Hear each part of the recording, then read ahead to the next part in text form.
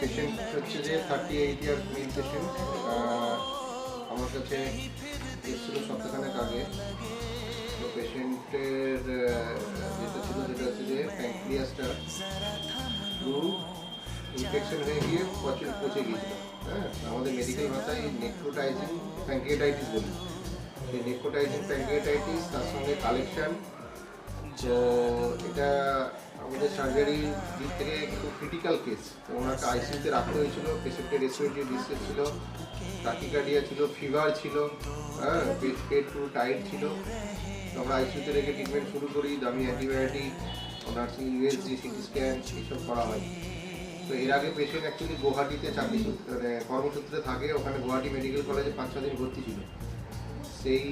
সেখান থেকে পেশেন্ট বাড়ি চলে আসে ওই অবস্থায়। তো আমরা এখানে ট্রিটমেন্ট করে এখন পেশেন্টের 7-8 দিন ছিল, কাউন্ট প্রায় 22,000-এর মতো হয়ে গেছিলো। সেটা কমে এখন 8-9 হাজারের কাছাকাছি, মানে নর্মাল রেঞ্জে চলে এসেছে।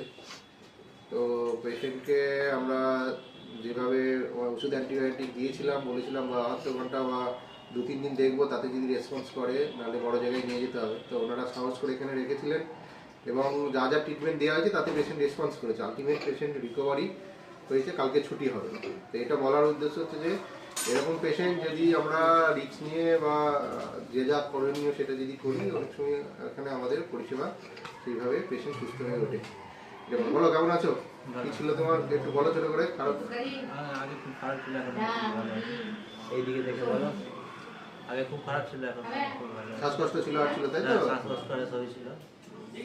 তুমি কি এদিকে আছো? মিসেস ঠিক আছে, বলো কেমন? রোগী আমাদের খুবই খারাপ ছিল, কিন্তু সেটা আমরাও সাহস করেছি যে এখানেই ট্রিটমেন্টটা হোক, হয়ে যেন রোগীটা আমরা এখানেই সুস্থ করে তুলতে পারি। সেই হিসাবে ওনারা আরও সব কিছু ট্রিটমেন্ট দিয়ে সুন্দরভাবে তোলা হয়েছে। রোগী এখন আমাদের সুস্থ। ঠিক আছে, চলো।